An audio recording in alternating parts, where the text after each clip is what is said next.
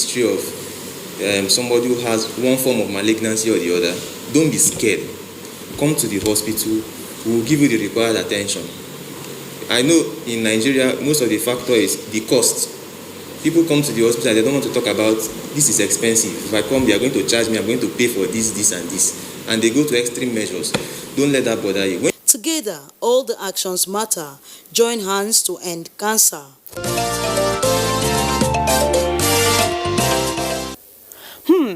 A call to action indeed.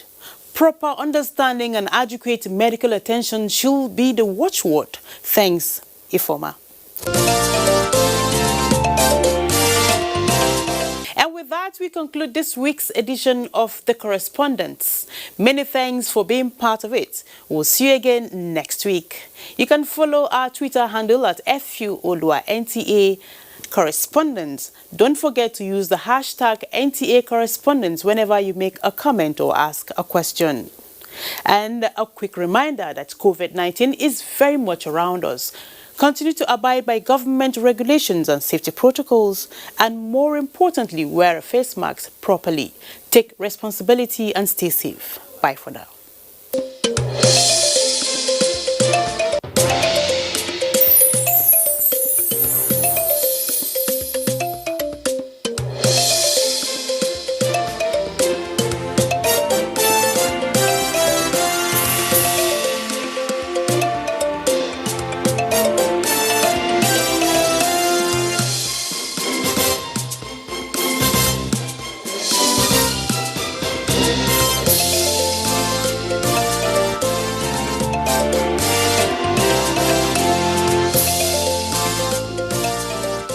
Hello and welcome. It's time for another interesting package of Everything Music. Angelina, you dey cool in my temperature.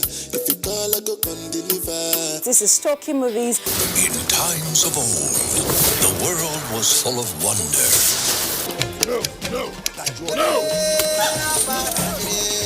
Stop it! Welcoming you to your weekend for today.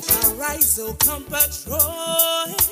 It's time to use our voice. Beyond Six Packs. Bills. Pay the bills. Keep paying the telephone bills. Pay my bills. Welcome to Gallery.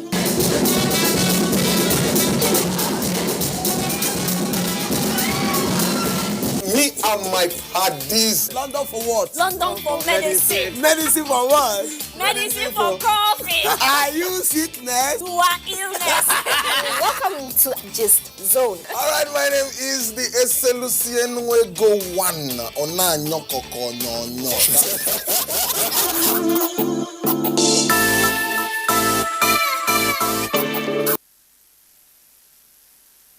The date palm resembles the coconut and oil palm trees that grow in the forest regions of Nigeria in their structure and leaves. The date palm only grows in arid and semi-arid regions and produces a different kind of fruit. The date palm tree does very well in Dutse, the Jigawa state capital, and its environs. It is an observed fact that traditional varieties of the date palm take years to mature from infancy when they begin to bear fruits. Popularly known as Debino in Hausaland, fruits of the date palm come in various colors and sizes. The flesh of the fruit is usually eaten raw when ripe or left to dry out in the sun as a form of preservation. This fruit, when dissected, has a long, hard, oily seed that runs through its length. Date palm fruits are very sweet and are eaten as snacks in the arid and semi-arid parts of Nigeria. Dates have a religious function among Muslims, particularly during the fasting month of Ramadan. This fruit is preferred over any other thing while breaking the fast and is usually eaten in odd numbers in compliance with the tradition of the Holy Prophet Muhammad, may the peace and blessings of Allah be upon him. These days, the date palm fruit is assuming a social function among the houses during wedding fatihas and naming ceremonies, where it is supplanting the kola nut. Perhaps That may explain why you see heaps of the fruit on sale on the streets and in marketplaces in major towns and villages in the northern part of this country. The counsel of our fathers. I believe we have fought one civil war too many in this country. So those who experience it will run away from it. Nigerian youths, let's build our nation.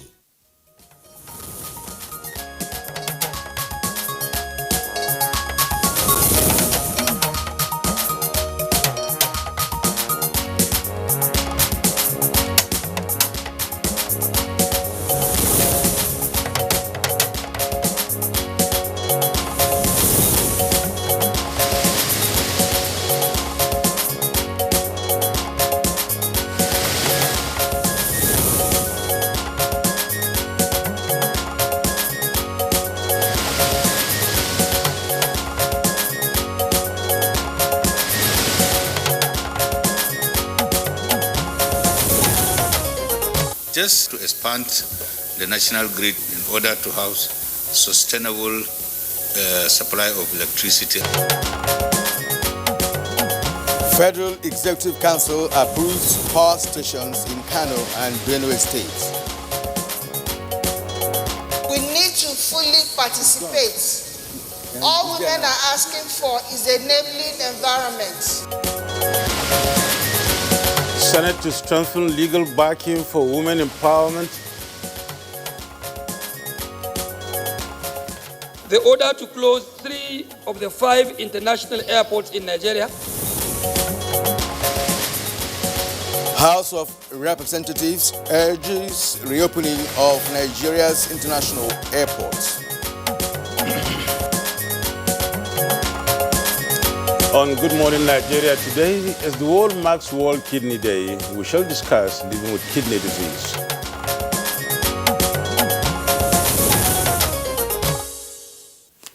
The human kidneys are two bean-shaped organs in the renal system.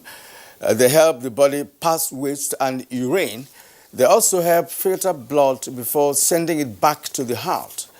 The kidneys perform many crucial functions in the body. Crucial indeed, Kieran. And because of all the vital functions the kidneys perform and the toxins they encounter, the kidneys are susceptible to various problems. Kidney problems can cause a range of symptoms like fatigue, trouble sleeping, that is, having some trouble sleeping, and then blood in the urine, and even dry, itchy skin, just to mention a few. Yes, indeed, and the kidneys are very important organs that affect many other body parts, including the heart. Our lifestyles and habits have a lot to do with how healthy the kidney is. For example, I know that eating a lot of salt or salty foods can disrupt the balance of minerals in the blood, and this can affect the kidneys adversely. Yeah, today is World Kidney Day, and the theme is living well with kidney disease.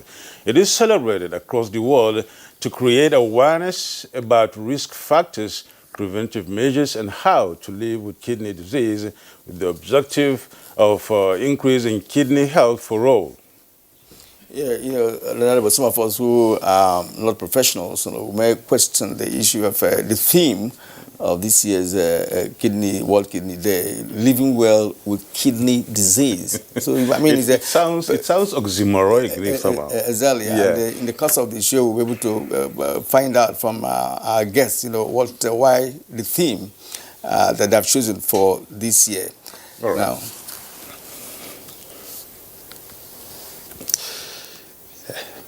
and today is World Kidney Day, and the theme is living well with kidney disease.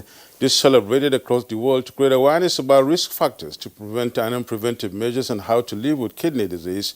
The objective to increasing healthy kidneys and then having healthy bodies for all. Several questions that need answers. Surely guests who are experts in this field of medicine will provide qualitative and authoritative information for us. All knowledge is power, and the saying goes. And I am Kirian Umayo, welcoming you to this edition of Good Morning Nigeria on the network service of the NTA. Thank you indeed for joining us once again on the program. And I am Yusuf Nadab Usman, also welcoming you to the program. We shall have our complimentary segments in the course of the program. We begin right away with morning news, and here is Chimobi Walton Aji. Good morning, Chimobi. A very good morning to you, Nadabo and Kirian. It's good to see you this morning. Good morning, Nigeria. Here is the morning news. The Federal Executive Council has approved a contract for the construction of 3 substations for enhanced power supply in Kano and Benue states. Also approved is the extension of power transmission lines to some communities in Abuja and Imo State. The Minister of Power, Saleh Maman, announced this while briefing journalists after the meeting of the council presided over by President Muhammadu Buhari. The national grid, in order to house sustainable supply of electricity and also improve capacity.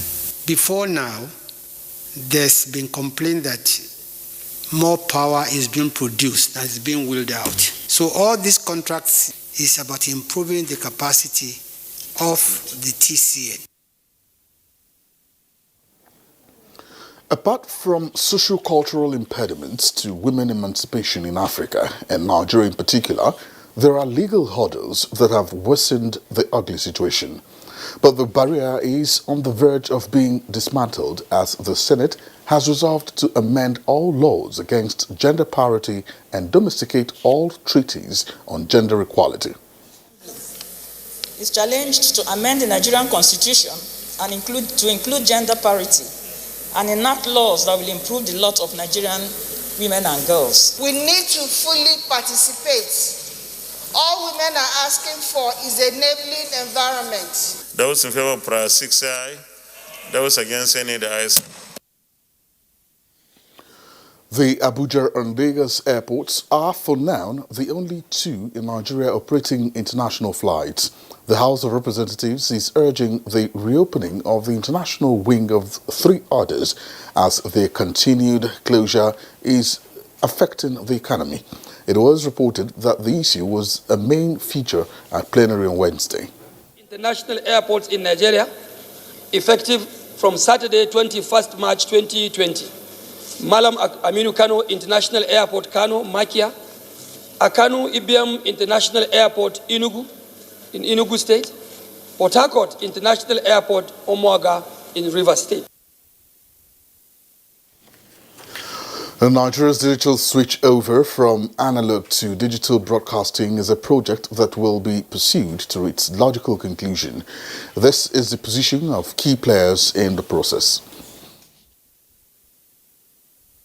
Nigeria is not among the countries that have not kick-started. There are several countries that have not even started at all in Africa. So we've taken some strides. We're in 6 states as we speak.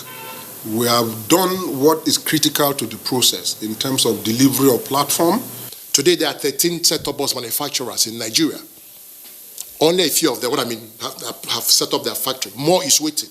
With the launch, with the movement of the DSO, more of them will set up their factory. And to other stories now, on the 1st of February 2020, the National Center for Disease Control, NCDC, was notified of an outbreak of an unknown disease in Uju and Obi local government areas of Benue State, which claimed more than 273 lives. It was later discovered to be caused by contaminated water. Now, this is all history, as they now have 2 solar-powered boreholes, courtesy of the Ministry of Water Resources. And I'm glad that we in the water family, that is water, have done our part by providing clean and potable water to enable you, that is the whole community here, a healthy life free of waterborne diseases. In the meantime, the Nigeria Center for Disease Control, NCDC, has announced 394 new cases of COVID-19 in Nigeria. The latest figures released bring the total number of confirmed cases to 159,000 646 infections in the country. And a breakdown of the new cases indicates that Bauchi recorded the highest number for the day with 75 new cases, followed by Lagos with 36 new cases. Others are Akwa Ibom with 33, FCT 32, Nasarawa has 29, Kaduna 26, Rivers has 25, Ogun 22, Oyo 21, Edo 20, while Taraba has 18 new cases. Imo and Ondo recorded 17 new cases each, while Borno has 8, Plateau 7, Zamfara has 4, Osun has 3, and Kano has 1 new case. With the latest development, 139,983 cases have been successfully treated and discharged, while 1,993 patients have unfortunately lost their lives. And that's the morning news. The program continues with Nadabu and Kirian just after the break. Do stay with us.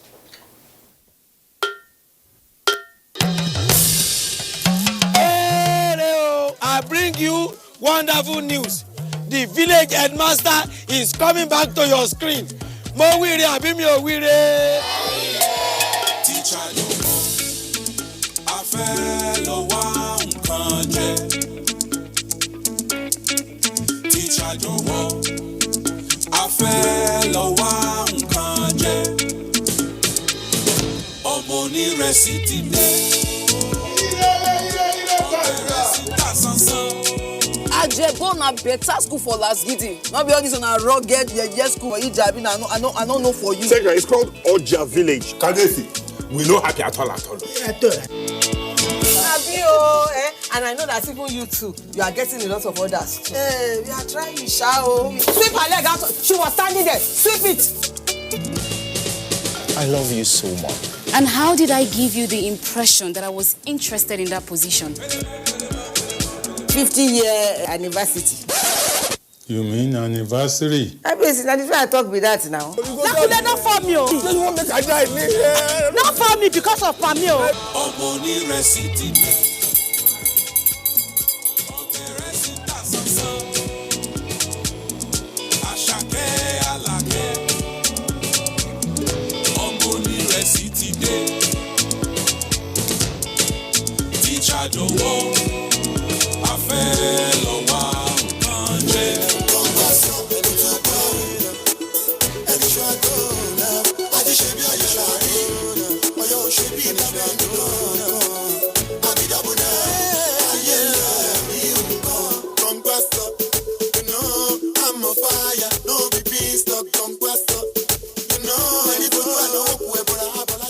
In my house, we may look alike, but we are very different individuals. My adorable twins, they look so alike, but they don't like wearing the same things. And my little man, he loves to learn his own way because doing things his way is more fulfilling.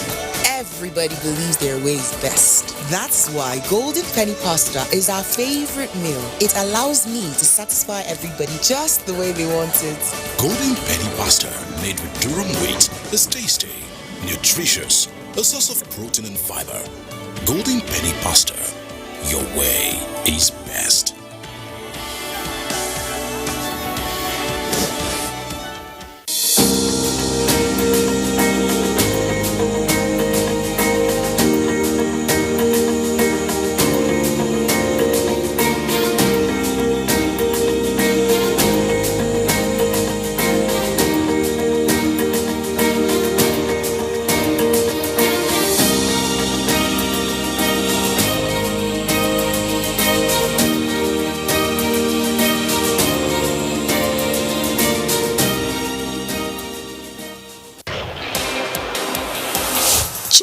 Continue their amazing run of 12 games unbeaten when they travel to Ellen Road. Will they succeed or will the streak come to an end? Find out as Leeds United welcome Chelsea this Saturday on the Premier League Live, showing on the network service of the NTA from 1 p.m.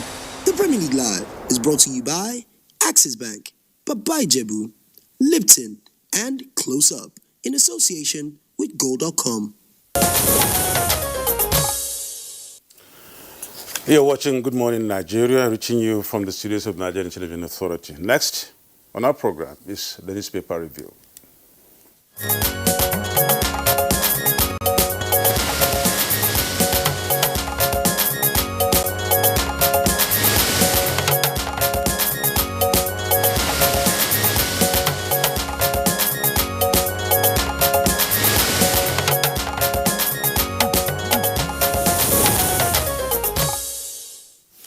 And we have Bayo Atebi here with us, as always. Bayo, good morning and welcome to the program. Thank you, Kira. Good morning. Now, welcome. You are looking very refreshed. Is that so? Yes, welcome I've rested back. for a Good while morning, anyway. Yes. Good morning, Nigeria. All right, let's begin with the Nation newspaper. The Nation newspaper, above the nameplate, Naira weakens despite new dollar policy. Exchanges at 484 Naira to a dollar. That's on page 25. 2020 report, 937 killed, 1,972 abducted in Kaduna. That's on page 28. FEC okays 3 power stations in Kano and Benue. Reps halt action on £4.2 million loot linked to Ibori. The stories are pages 28, 26, and 27. Now, below the name flag of the Nation newspaper, NSC becomes public liability company. That's the Nigerian Stock Exchange. Ijaw progressives demand immediate sack of Akpabio over NDDC. That's on page 8. UAE extends flight ban on Nigeria. AIB, Air Peace disagree on incident. It's on page 25. Now, the photo story there is that of the Nigeria Labour Congress Trade Union Congress protest at the Unity Fountain yesterday. Now, Senate, House, we will kill bill on wage negotiation. We will kill bill on wage negotiation. Protesting workers have nothing to fear. NSC declares 9 governors anti-workers. Well, we'll get all that on page 6 of the Nation newspaper. Yeah, Nadabo. Oh, well, on the Punch today, we have above the masthead, Senate queries 120 billion naira subsidy over payments to IPMAN. Details of that on page 19. And you also have stories like UAE extends ban on Nigerian flights to March 20, page 25, around 25 that is. Then you also have 4.2 billion rand yet to be repatriated from Nigeria, says MTN. Same on page 25, details there. And on page 19, you also have a story, 2 out of 5 contract staff, NBS, and that goes on page 19. And right under the masthead is the main story, and the pictures, as we can see there, the story of, Nigerian workers, converged at the fountain there, Unity Fountain, of course, talking about wage bill protests. And the National Assembly, Labour meet on Tuesday as sponsor knocks unions. Riders of workers have mandated us to declare nationwide strike, says Waba NLC chairman, and then wait for public hearing. Stop attacking me, bill sponsor tells Labour. Get the details of all this on page 2. Right under the main story, we have some few stories there. One is on page 7. And that one says criminal gangs must be wiped out without hesitation. That's Governor El-Rufai of Kaduna State saying that.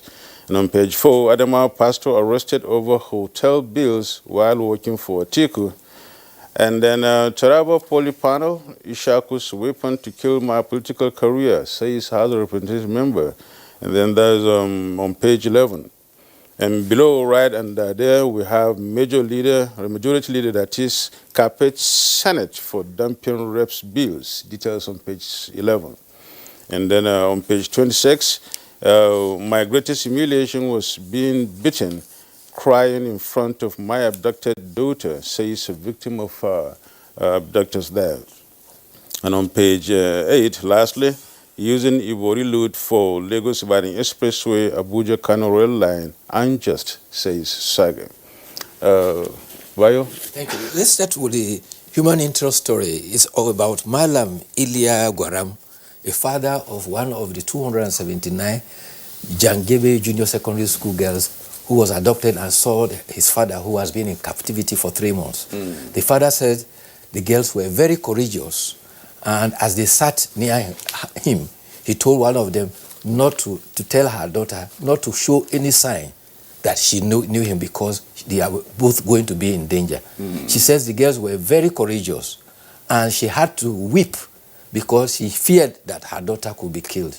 And she said that the girls could not stand them being tortured by their abductors.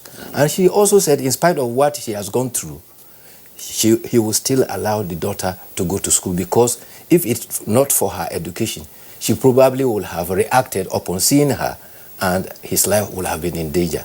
Upon their release, the daughter raised the issue with the governor, and the governor office and security were able to secure his release. So that is another good and interesting end to that sad story of the very Jangiri. interesting. She's not just courageous, but I think she's really a true Nigerian child, you know, because she tried to ensure that her father is released. For her to have even the courage to talk to the governor about it shows that she's intelligent, you know, and that has, of course, led to the release of her father. And even having to keep, be safe and courageous enough to keep quiet and then not really bother. Imagine the relationship between father and son and having been far away from them for months, rather 2 months, I think. 3 months he has been in the bush, and then seeing him and they're not even raising any panic, no anxiety, nothing whatsoever. And the father said for a long time, it was the first time he had to weep because of fear that his daughter could be killed. The other interesting story also about banditry came from Kaduna. The Commissioner for Internal Security, Samuel Aruan, gave a report that 937 persons were killed by bandits across 23 local government areas of Kaduna State. In that same period, 1,972 persons were kidnapped. He also indicated that, in fact, most of the kidnapped were in Biringwari, Igabi, Giwa and Chukundu government in the central district, which accounted for over 50%. In southern Kaduna, the senatorial district, there were about 286 deaths, about 30%, and they were mostly from sporadic clashes, banditry, as well as attacks and counter-attacks by the persons. But the governor has expressed concern and paid tribute to the victims, and he has asserted that Kaduna State is reverting to using technology, CCTV and drones to tackle insecurity. And that is why he's from the headline that Nadabo read, the governor says that the bandits must be wiped out. Protesting tanker drivers again blocked the Benin or Expressway. This time around, it was at Ofosu. They said two of their colleagues had been killed by suspected headsmen. And so they used their vehicles, trailers and tankers, to block the highway, demanding that Governor of Edo State, Governor Godwin Obaseki, should come and address them. They also alleged that the killer headsmen apparently stole monies from them. And throughout Wednesday, commuters on that highway were all stranded. Talking about the Ibori loot now, the House of Representatives has passed a resolution that the £4.2 million expected to be returned to Nigeria recovered from the family of Mr. Ibori and friends belong to Delta State. In a motion of urgent public importance by all the representatives of Delta State in the House of Representatives, they said the money was stolen from Delta and as such should be returned to Delta State. The House said that the total sum that is expected is £6.2 million and not £4.2 million. However, it has also been reported that during the trial of Mr. James Ibori, a witness representing Delta State had testified that no money was stolen from Delta State and therefore there was no money missing. In receiving the said money, the Attorney General of the Federation had posited that the ownership of the money is a function of law and international diplomacy.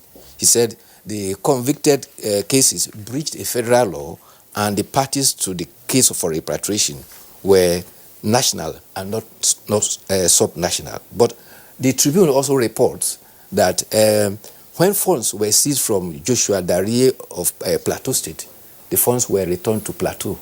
And also when funds were recovered for former Governor Lemesia of Bayelsa, it was returned to Bayelsa. You recall that we discussed this matter about 2 days ago on this platform, where we made it clear that, look, this money came from Delta State in the first instance. Now, the federal government actually made a lot of effort, to see that the money is recovered. Perhaps they must have, spent some money. They must have, of course, incurred some debts here and there, Costs. in the cost, in the process of negotiating with the British authorities to return this money. Some persons are saying that, look, if this money is returned, then the federal government could say, look, we need a percentage of this amount of money based on what we have expended, looking for the money, because Delta State government did not do anything with respect to the recovery of the funds in question. And that is where the federal government is saying, look, we started this, we have gotten this money, and this money will be utilized, of course, in major projects across the nation. But one other issue there is that most of the projects they mentioned, none of them is in Delta State. That's how. I think you read there that it's already a case before a court, and for now, I think it will be sub judice. Let's leave it to them. The court will. But above all, I think the whole money being looted, I think, is about 6-point-something billion naira, not 4-point-something. So only 4.2 is coming in it. There are more to that. I think maybe most likely, after the due process, the remaining balance could go to Delta State. No, actually, the representatives of the British British government, the High Commissioner in Nigeria, did indicate that this recovery is from members of Ibori's family and his friends. Yeah. There are others that were gotten from Ibori himself, which will be coming later. The other interesting story is the case of a 56-year-old man in Bayelsa who has told the police in Bayelsa that he killed his 41-year-old wife because the wife beats him.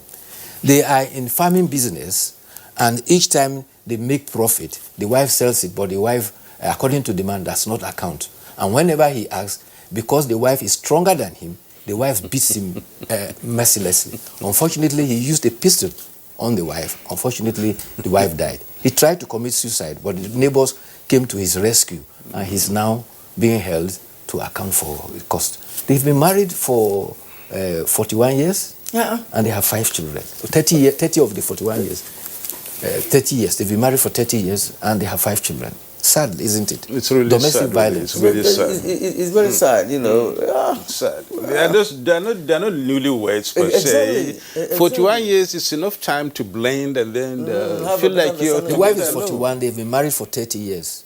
The man is 56 years. They have 5 children. Oh my Sadly. God, that's really On sad. COVID-19, 16 states have taken delivery of 1.8 million doses of AstraZeneca vaccines. Lagos State got the highest, about 507,000.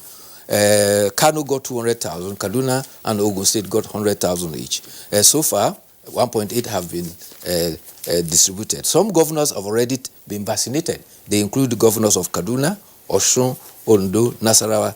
Ekiti and Ondo had the governor and the deputy vaccinated. Jigawa has also been vaccinated. In Kwara, they received their vaccines late yesterday.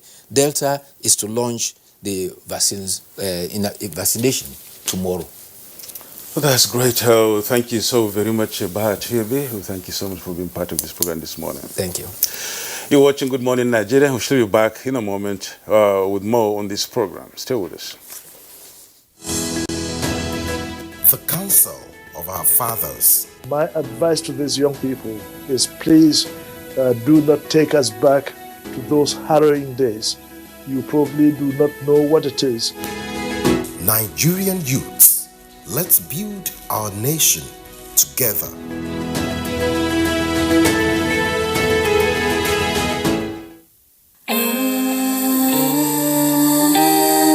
Moments can be ordinary. It's what we make of them that really matter. Make the best of every moment, every day, like super moms do with Indomie. Moments to laugh with Indomie. Moments to learn with Indomie. Moments to care with Indomie. Moments to share with Indomie. Moments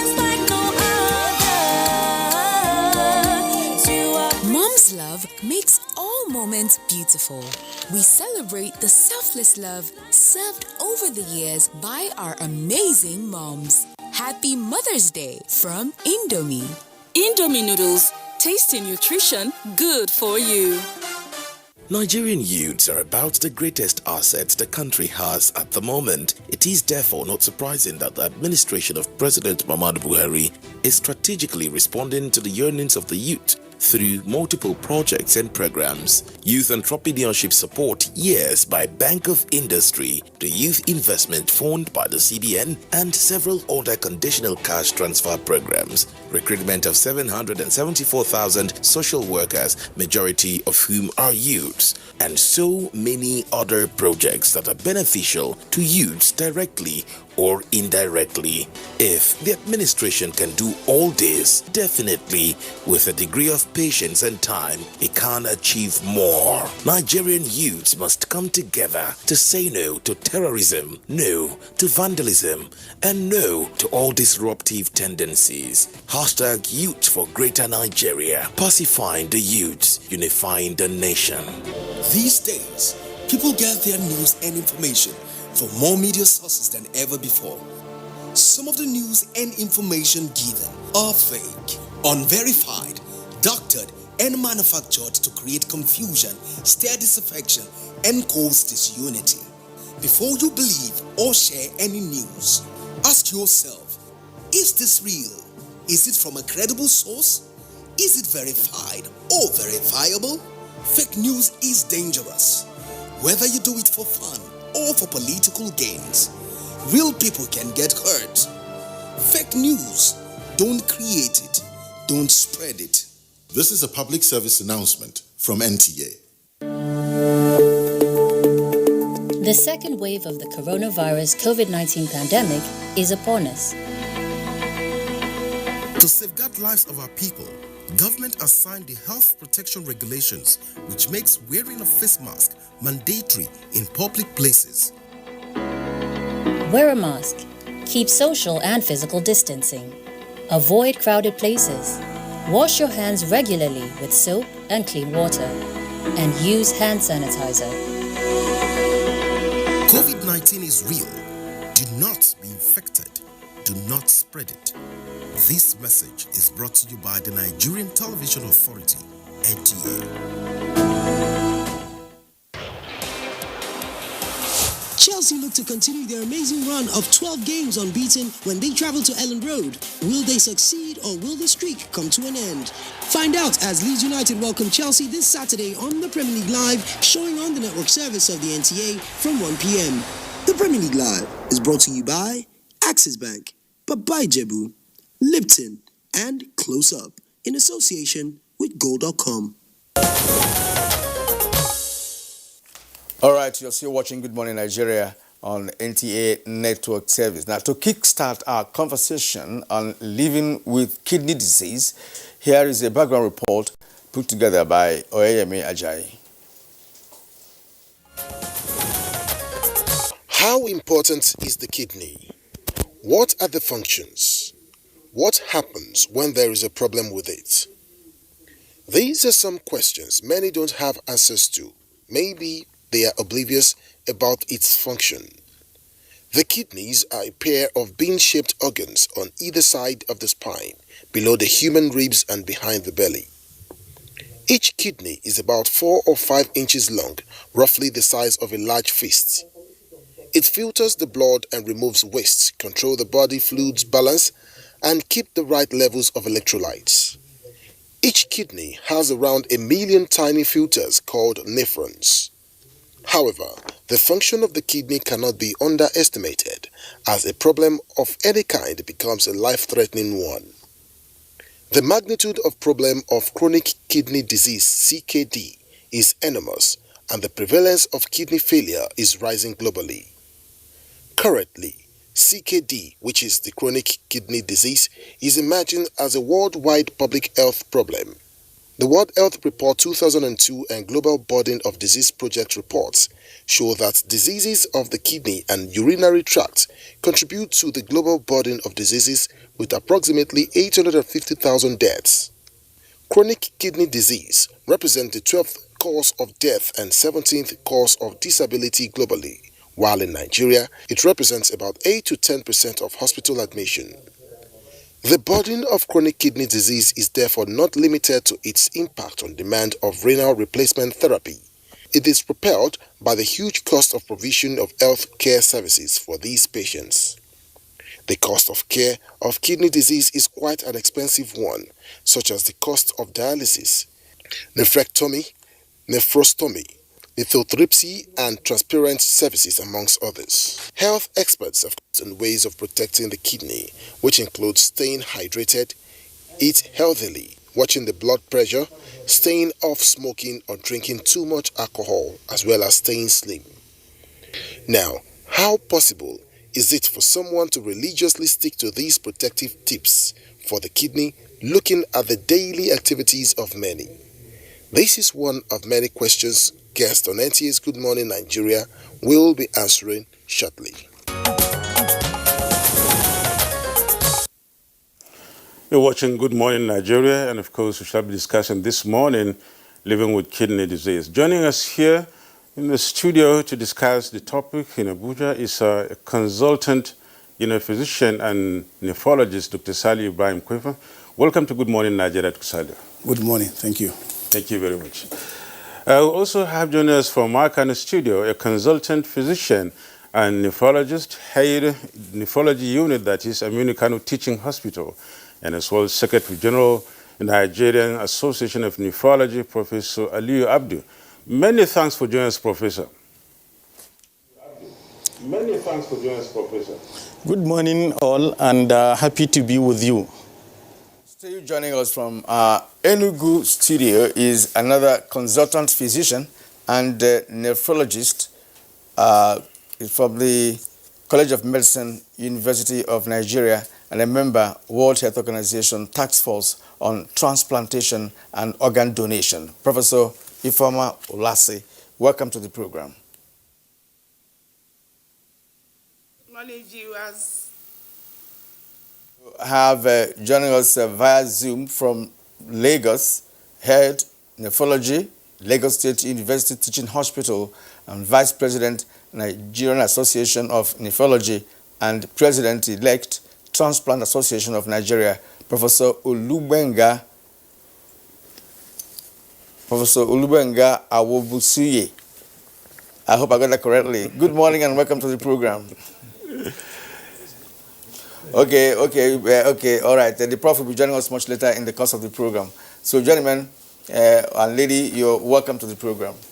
Thank you so very much. And of course, let's get started now and then see what justice we can make to this topic this morning. Today is a World Kidney Day, and you have also a month for that, World Kidney Month. This month, I think, is March. But let's look at it now. Living well with kidney is the theme. I want to start with Dr. Kwefa right here in the studio. Living well with kidney disease. I mean, the theme, that is it. And our topic is living with kidney disease. We really looked at living well with kidney like more or less like an irony or an oxymoron, placing these two opposites together. Shed more light for us on this day and, of course, this very theme. Okay, thank you very much. Before you can live well with a kidney disease, first and foremost, you need to know that you are harboring or you have kidney disease. Kidney disease is a global issue, public health issue. It's worldwide. Globally, we have an estimated about 850 million people now living with kidney disease. The global estimate is about 10% of the population. So Nigeria, with estimated population of 200 million, now is projected to have about 20 million people living with kidney disease. 20 million. Right. So it's quite enormous, and the challenges are really high. So now, how do you now know whether you have a kidney disease so that you can live well with it? So kidney disease actually is a silent disease at most of the stages until when it is in the later stage that person with kidney disease now will have symptoms. Most of it, more 80% of kidney disease in the stage, there's no symptoms because kidney is such a promising organ. It can still work even at the compromised health status. So therefore, the only way to know is by screening the risk factors for kidney disease. And what are the risk factors? The common risk factors here in Nigeria is hypertension, diabetes, obstruction, drugs, especially painkillers, analgesics, And then other diseases, infections like HIV, hepatitis C, hepatitis B. These are the common ones that we see. And also we see kidney disease among patients that are obese, without, even if they don't have high blood pressure, even if they don't have diabetes. So obesity is a risk factor for kidney disease. And then we have other diseases that its complication also lead to kidney disease, like sickle cell disease. People with sickle cell anemia, as a complication of that disease, they can have kidney disease. So there are a lot of diseases or risk factor associated with kidney disease. So the best to do is, I have an acronym for it, know your box. B stand for blood pressure. U stand for urine analysis. Simple urine analysis. It's not more than 200 naira or 50 naira to do in Nigeria. It's very cheap, urine analysis. Then C stand for your serum creatinine. They have to take a blood sample, they check your creatinine level.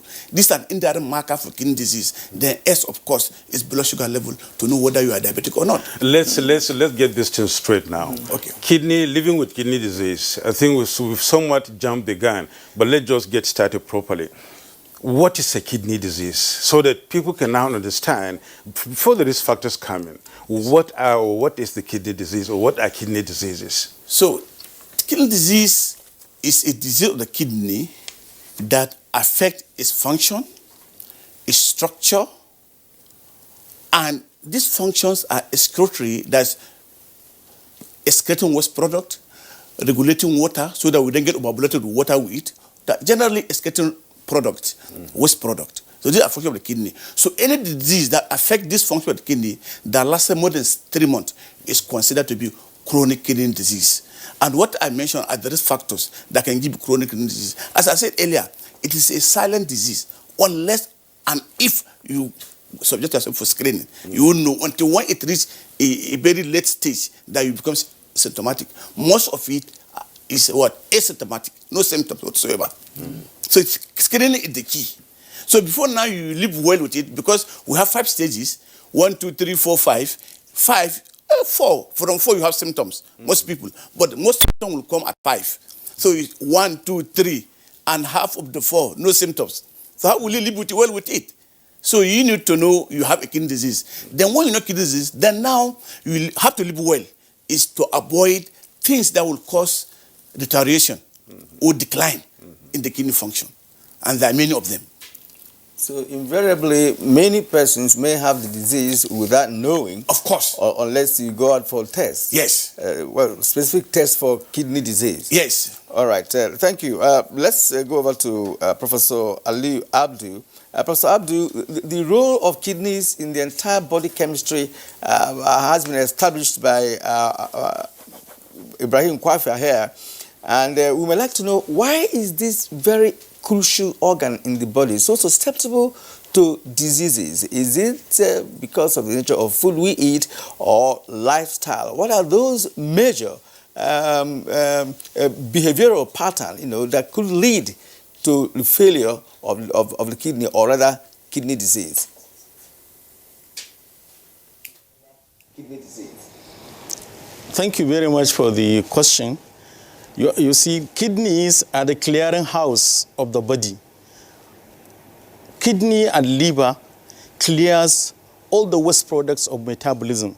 The waste generated by the body through the food we eat and the processing of the food that we eat or other chemicals or substances that we consume. So the body will process those substances, remove those that are useful to us, and then those that are not useful to us are cleared by the kidney.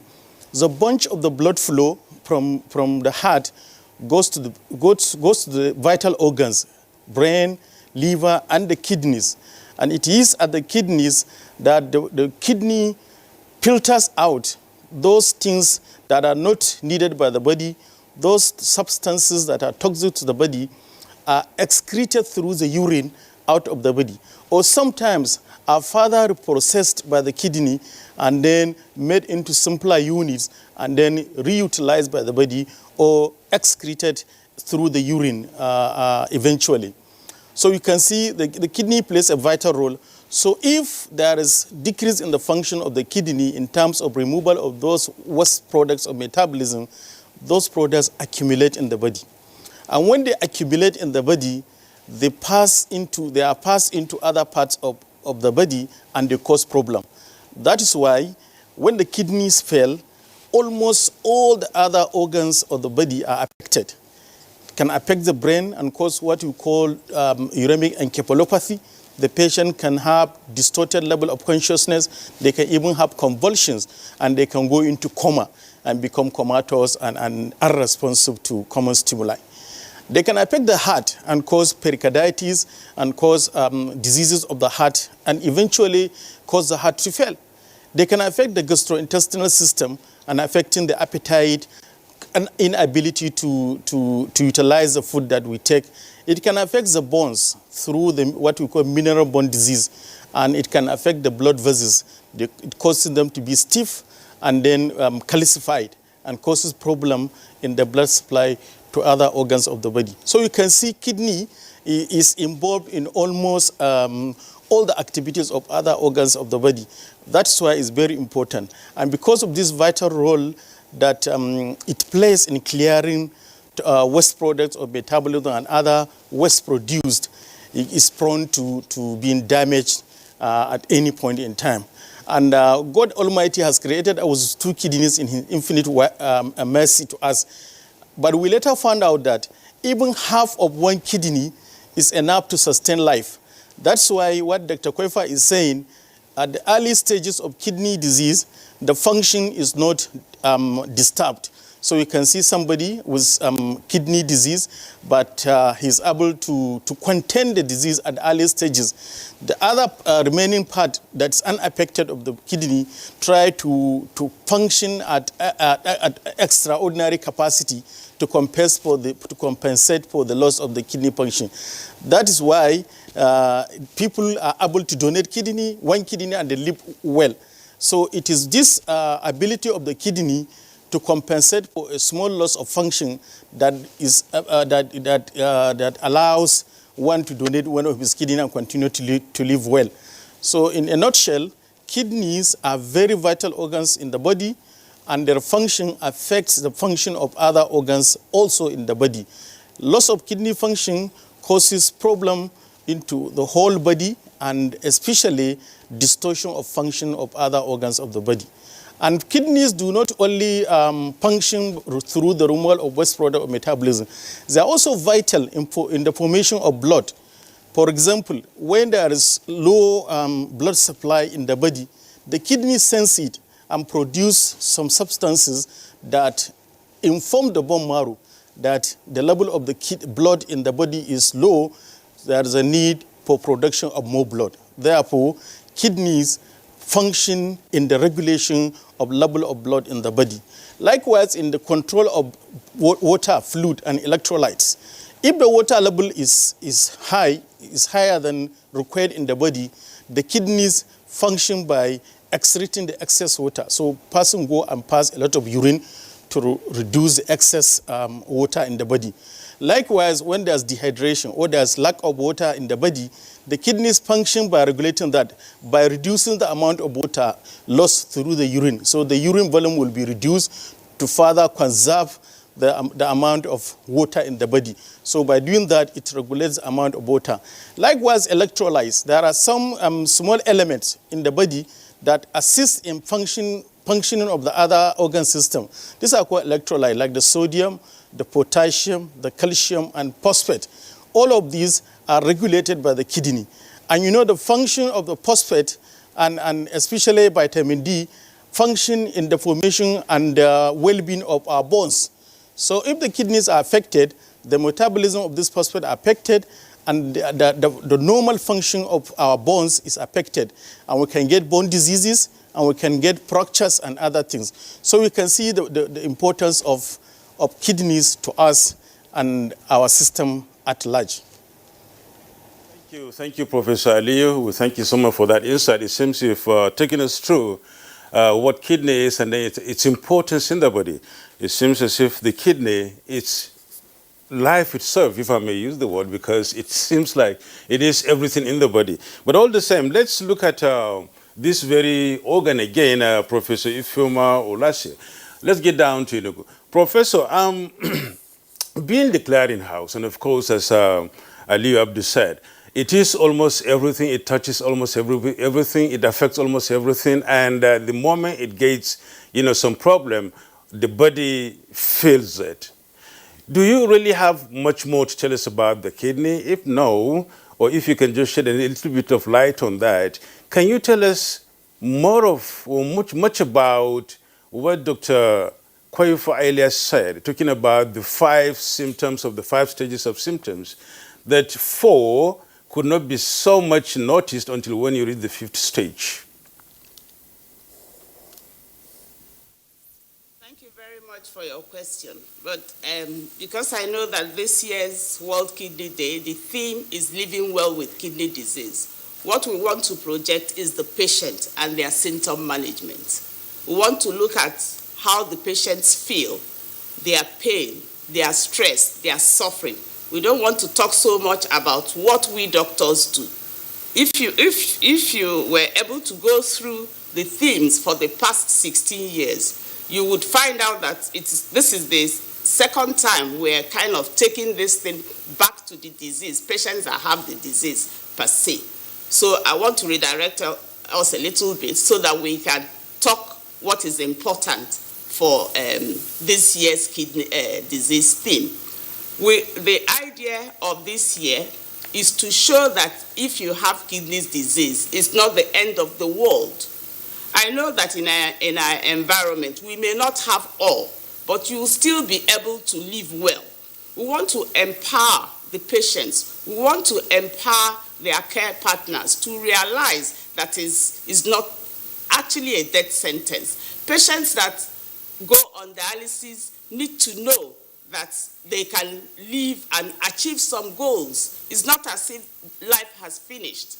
Patients that are able to afford transplant can understand that even though they take so many drugs, but life still goes on.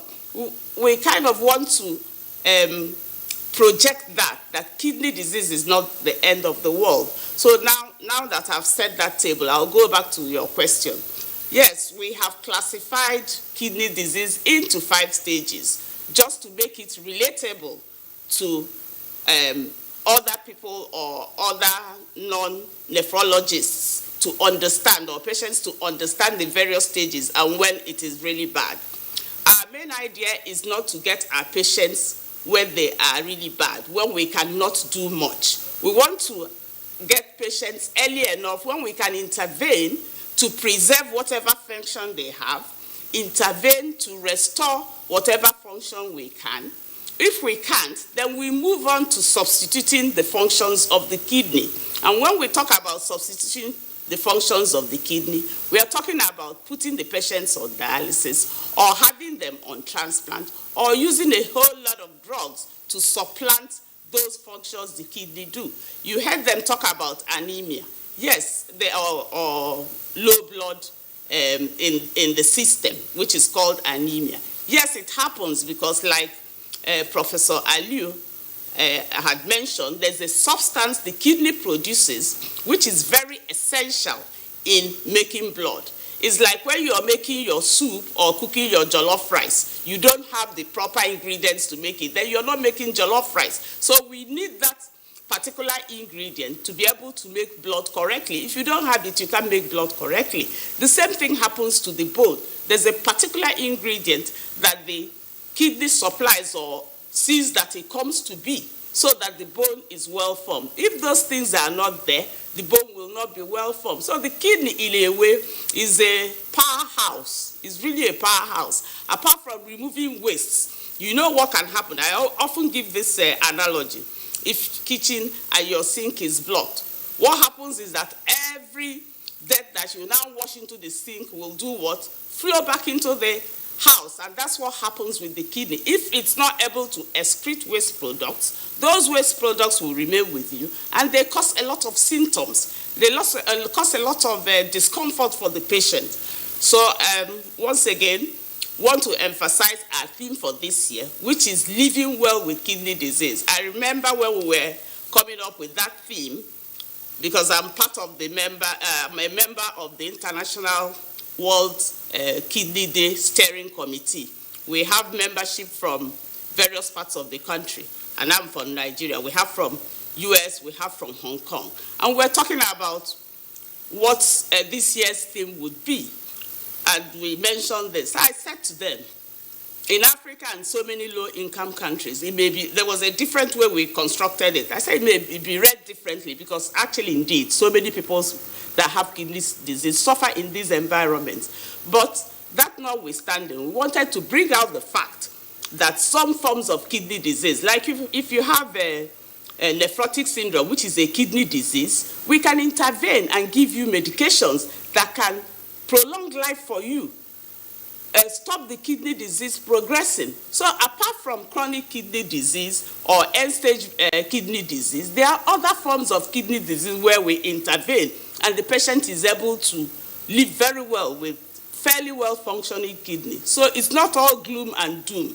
There is still some things we can do to help our patients. I hope I've made it a little bit clear. So coming to the stages, the stage 1 is when there is some malformation that is not significant. The kidney is still able to remove wastes, but there are certain things that show, some markers, we call it, that come out of the kidney that is telling us something is going wrong. You better intervene. And this is the time we want to get you so that we intervene and stop it from progressing. The stage 2 is about the same thing, a little worse than stage 1. Stage 3 is getting a little bit worse. Your function is being compromised, but the kidney is still able to perform, make urine, but not as well.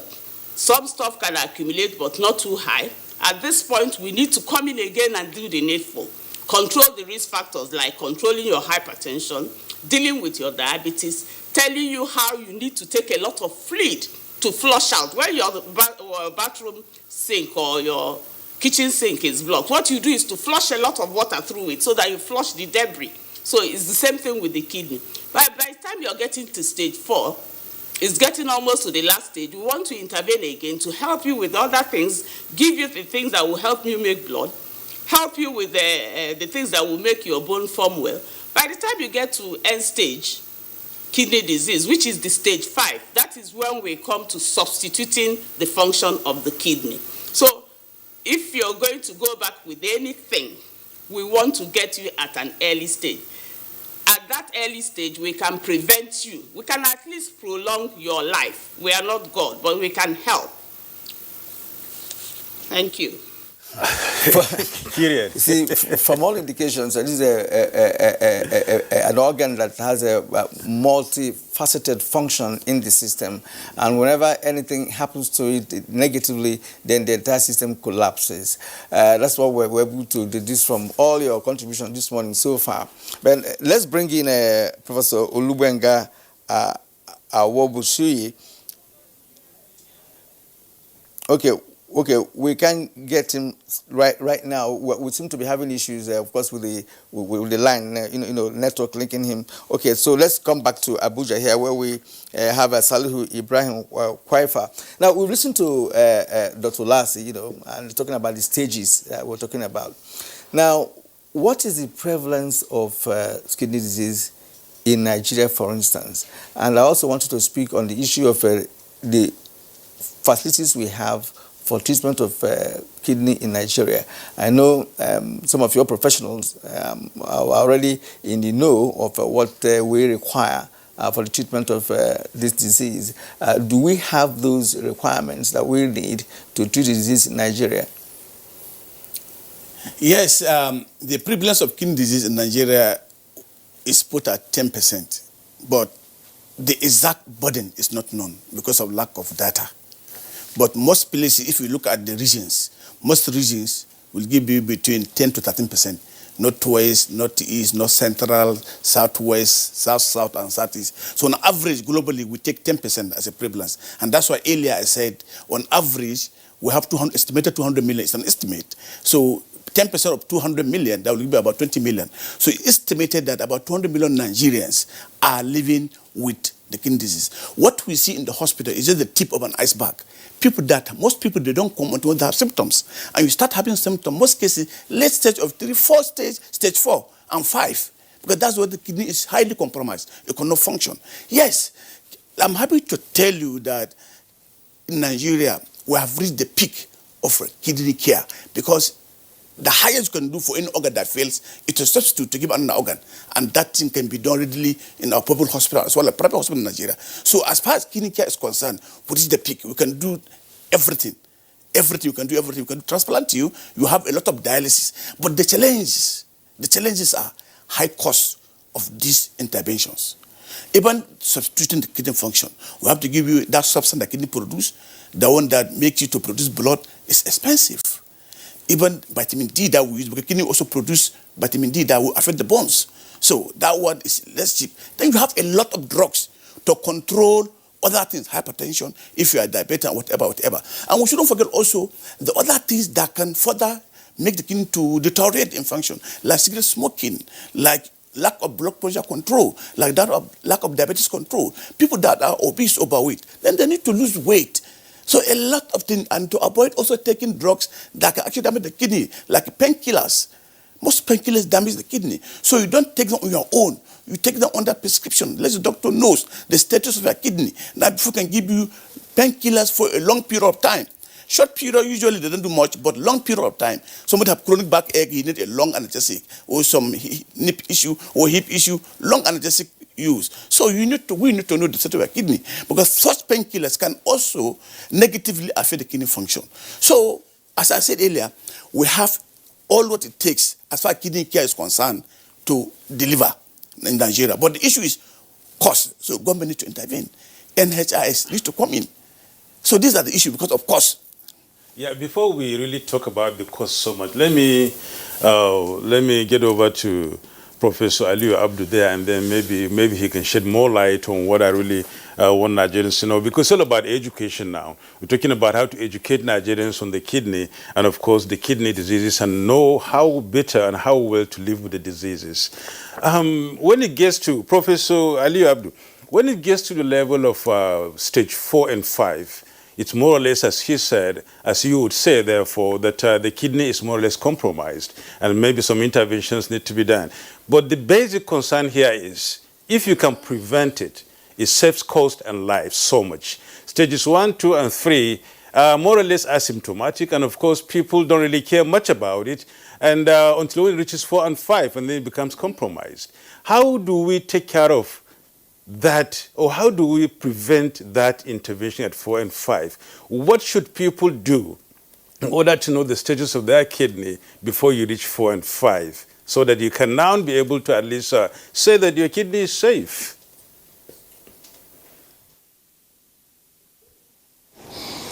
Yeah, thank you very much. And like Prof. Olasi mentioned, the whole theme of this year's celebration is about the patient and how we encourage the patient to live well with despite the kidney disease. And as you rightly said, in stage 4 and 5, the kidney function is compromised. So the principle here is, what can we do to maintain the kidney function, at least to prevent it from progressing to the worst stage, that is the end-stage kidney disease that Prof. Lassie mentioned. There are many things you can do. One, there are factors that we know are associated with progressing of this disease. We have to identify them and tackle them. And some of them have to do with the way we live, like the cigarette smoking Dr. Kwepa mentioned. Cigarette smoking is associated with rapid progression of kidney disease. If somebody has kidney disease stage 3 now, cigarette smoking will make the disease to progress to stage 4 or even stage 5. Proteinuria, passing protein in the urine, is also another factor that causes progression. Obesity that he mentioned, lifestyle modification, these are all called lifestyle modification, reducing weight, avoiding alcohol, avoiding cigarette, maintaining your medications, living positively. These are known to reduce the progression of the kidney disease. Now, the other aspect is we prepare you for the eventualities should in case the kidneys fail. What do we do? In ideal environment, Koepa is mentioning that we have not all aspects of treatment of kidney disease we can offer in Nigeria. There are aspects of kidney disease that we cannot offer in Nigeria. Definitely, we're able to give dialysis and we're able to give transplant. And there are many forms of dialysis, but we can only give hemodialysis right now in Nigeria. The peritoneal dialysis is not regularly available. So in an ideal environment where all the options for the treatment of kidney failure are available, that means we have already failed and the patient kidney is not working. So there are options now of kidney replacement therapy. Ideally, when the patient is at stage 4, that is when you should start planning for these kidney replacement therapies. And these kidney replacement therapies are kidney transplantation and this dialysis. And there are many forms of this kidney transplantation.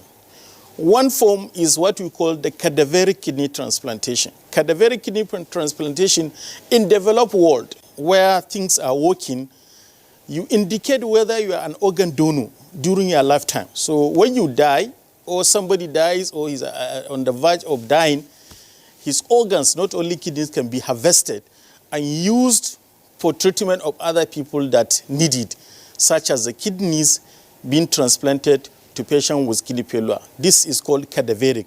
It's not available yet in Nigeria, even though our association in conjunction with Lagos State government are doing things to see how best we can offer this type of organs are wasted.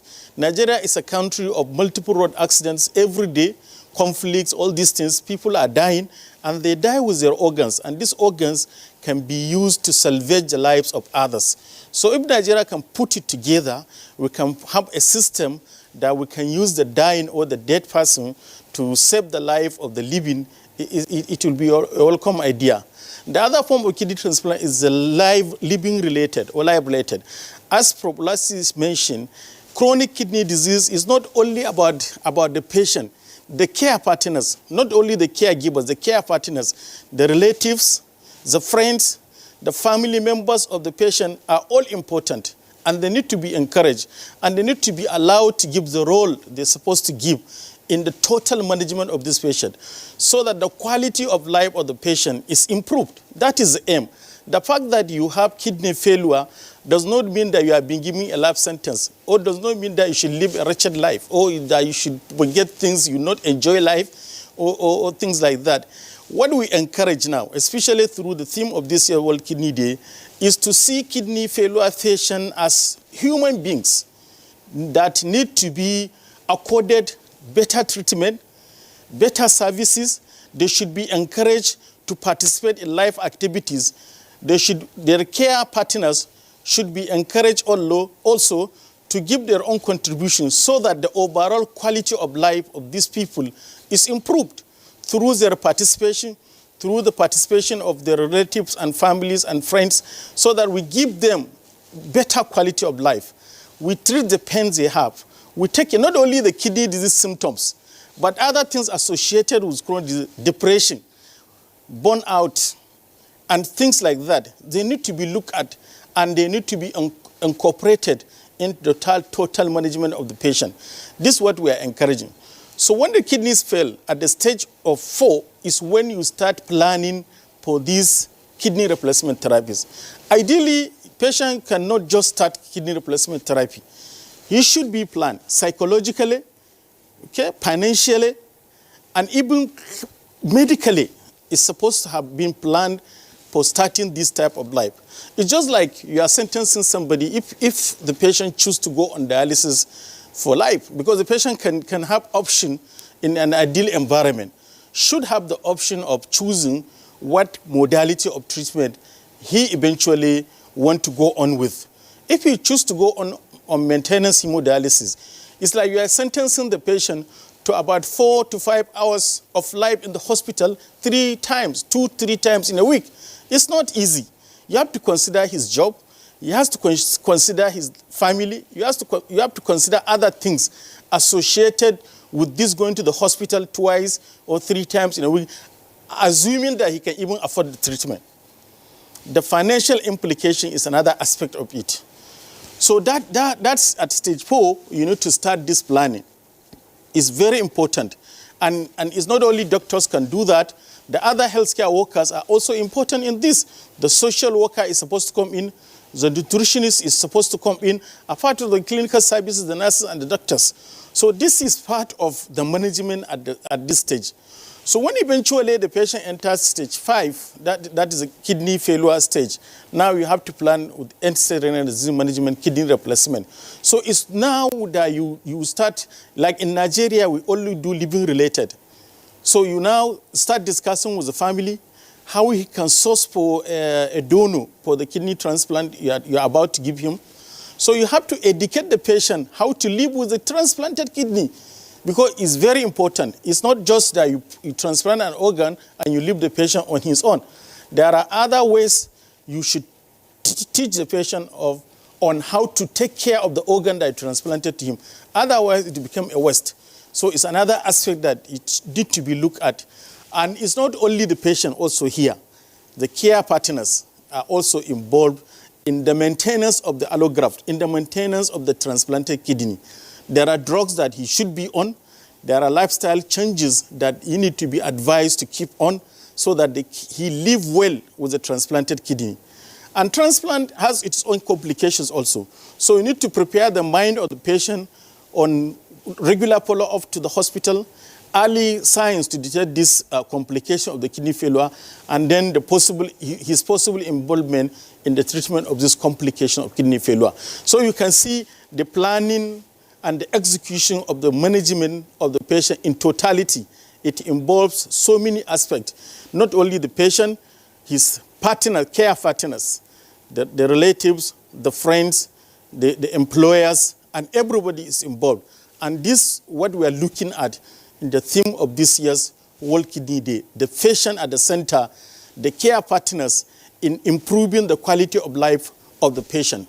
Thank you very much. Thank you very much indeed for that analysis. Of course, it has touched almost all aspects of this particular topic, and it's so interesting. And we'd like to go to Professor Olugbenga Awobusuyi. He actually has not been able to speak to us this morning because we've been having issues connecting him there through the network. Sir, you're welcome to the program. Yeah, good morning, Ibrahim. Okay, that's a Kiran rather. I take it that you have listened to all of our other guests, who have spoken on this particular topic this morning. We've talked about the stages of kidney disease. We also talked about the theme of this year's World Kidney Day. And of course, the issue of education of Nigerians on how to prevent the disease in the first place. Now, I'd like you to come in from the point of view of the theme of this year's World Kidney Day. Why this theme and what does it connote? Thank you, Ibrahim.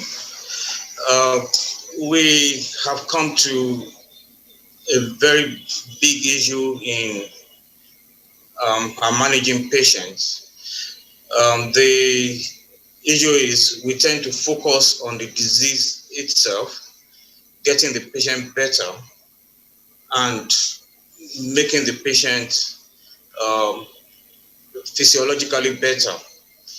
But what this year's theme is all about is telling us that we need to take into consideration the treatment from the patient's perspective. How can we improve the quality of life of the patient? How can we ensure that the patients participate fully in their treatment with enough information to help them take good decisions about their treatment? So it's all about the patient. It's all about empowering the patient, ensuring that the patient fully appreciates his or her condition and is able to fully participate in the treatment in a way that will improve their quality of lives and make them fully integrated into the society. So it's a very important aspect of treatment. So it's not just about medications, about dialysis, about transplanting them. We are moving a step ahead in that we are now incorporating the patient into the management and how to make the patients have a good quality of life while living with kidney disease. So it's a very important topic. Thank you. Nigerian Association of Nephrology and the President-elect's Transplant Association of Nigeria. We have been told that it's quite expensive to treat kidney disease in Nigeria and elsewhere globally. Now, what is your association doing to provide some level of assistance to patients who are down with kidney disease in this country? Well, thank you for that question. The association is doing a lot. We play so many roles in the management of patients with kidney disease. First, as their primary healthcare providers, when they come to us as their specialist providers, we tend to, we actually make a good deal of easing their pains. Our members are compassionate about treatment. Our members are really go the extra mile in ensuring that the patients get the best, within the context of the facilities we have, the limitations we have in the country.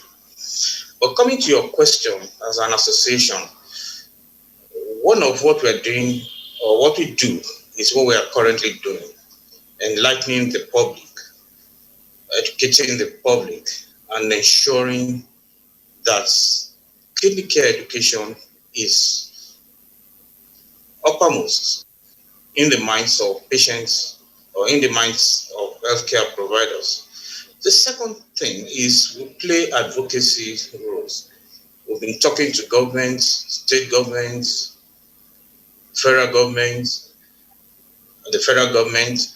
We've been talking to influential organizations about how they can come into the management of patients with kidney problems. It's a collective thing.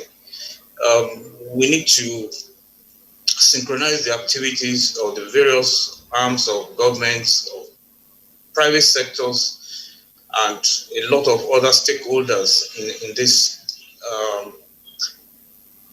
in the management of this disease. And this is what the association has been doing. We have been ensuring that at each point, at any point in time, we are constantly working together, identify the challenges of management of kidney disease and addressing these challenges. As a country, we have quite a number of limitations. I must admit that. And despite that, the association has made some inroads into solving the problems as they present. And this is the World Kidney Day, as we have it today, provides one of such avenues. And that's why we are on air today, to enlighten the public and to ensure that the key message is in focus, that patients are central to everything that we do. And we are ensuring that we pass this message down. We are trying to empower the patients. We are trying to let them realize that they have a key role to play in their management, that the nephrologists are willing to provide them with whatever information they need that will make them,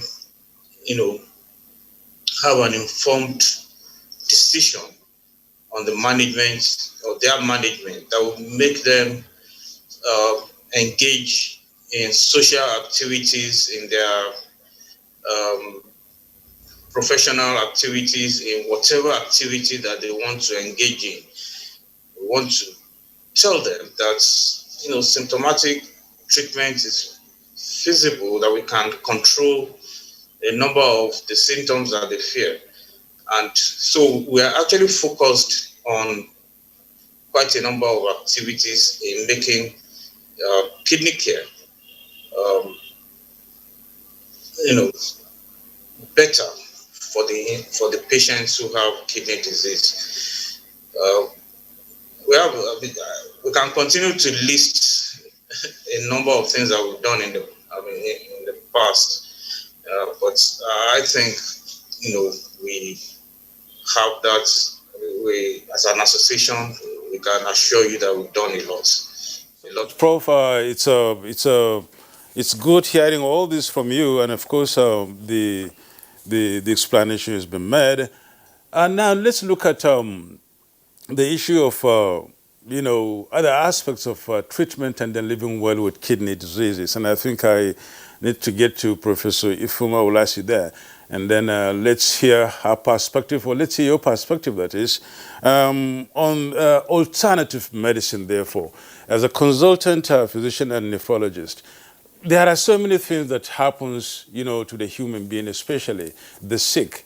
And the sick is always desperate and trying to really find any kind of cure and medication in order to get well. And the kidney being a clearinghouse, and of course, a place that does most of the functions and critical functions in the body, needs the care it deserves. And I think that is why we're here this morning to talk about how, kidney patients can survive and live well. What is the role of alternative medicine in this living well with kidney diseases, if you can shed light on that? Much for that question. Alternative medicine has a lot in its basket. These days, people take a lot of supplements, take a lot of herbs, take a lot of different things that are not properly quantified. That is where the problem lies. For us, nephrologists, we look at alternative medicine with a certain eye of caution, so to speak, because we know that since the kidney, if you know the kidney, like you said, is like the size of a fist of our arm, of our hand, but it gets a quarter of the blood supply of your entire body passing through the kidney, which means that at any point in time, so much is passing through. Anything you use on your skin is assimilated into the blood and it passes through the kidney. Anything you take through your mouth is taken into the blood and it passes through your kidney. Those herbs, like I said, some of them contain substances that are inimical to the kidney.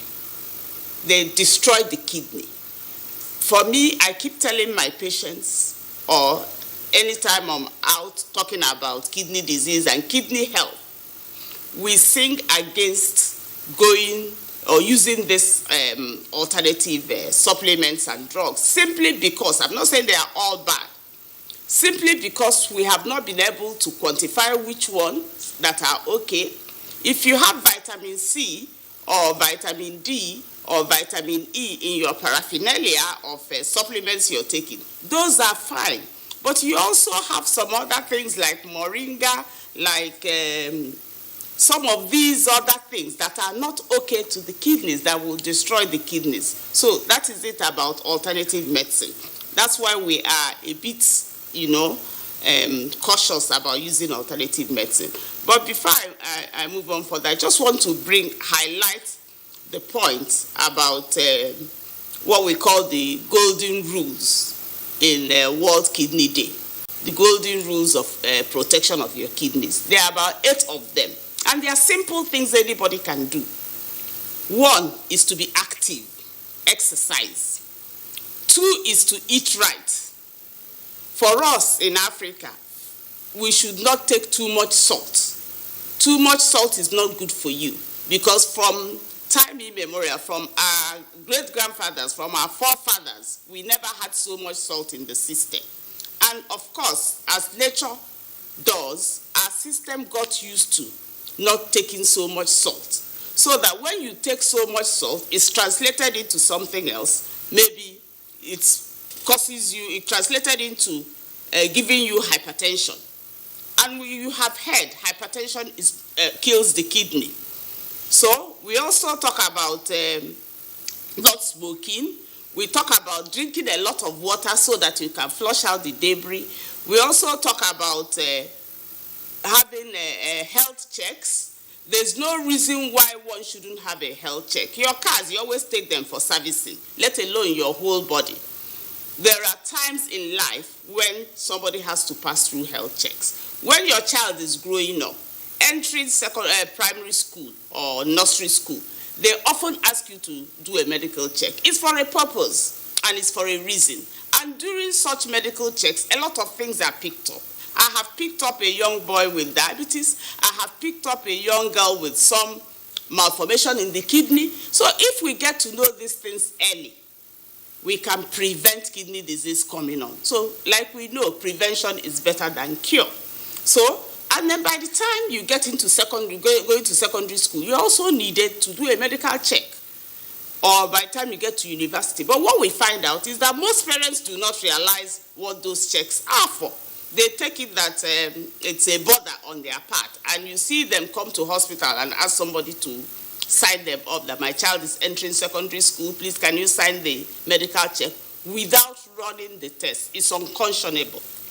You are probably letting that child go with something that can be easily discovered. I remember a young man of 18 who had something wrong with the urethra when he was born. He lived with this thing in spite of all the points he could have been picked. By the time he came to us, he had end-stage kidney disease. And of course, soon after he died. But if he had had the proper check from beginning, that malformation could have been picked and the right things done. So health checks are important. These are the things we must put in our system. I also want to talk about holistic management. When I talk about holistic management, I'm including everybody. The government has a part to play.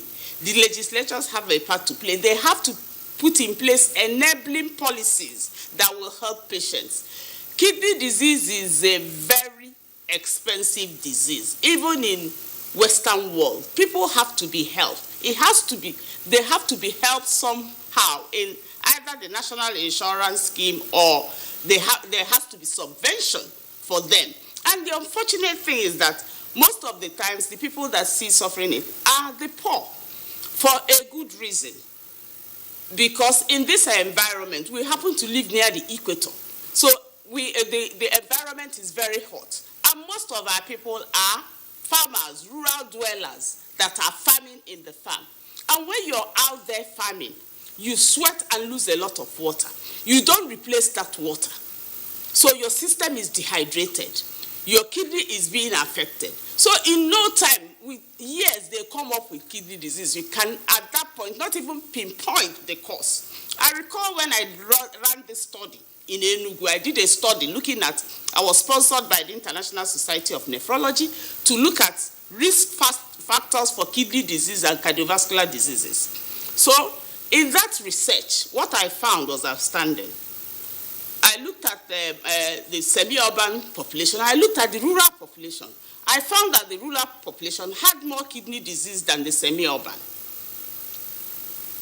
And it showed me from what we saw in the analysis that they are being exposed in farming and dry weather and hot sun must have contributed to why they had high prevalence of kidney disease. There in the rural area, it was about 18%. While in the semi-urban, I think it was about 12%, so I don't quite recall. But the difference was clear. So I think we need to do a whole lot more by our government and our legislature. They have to do a whole lot more. We take it to the community. Community will also have a part to play. We need to support people that have this disease. It doesn't have to be the care partners right around the patient. All of us in the community there are things we do that make our community dirty. Look at our environment, very dirty.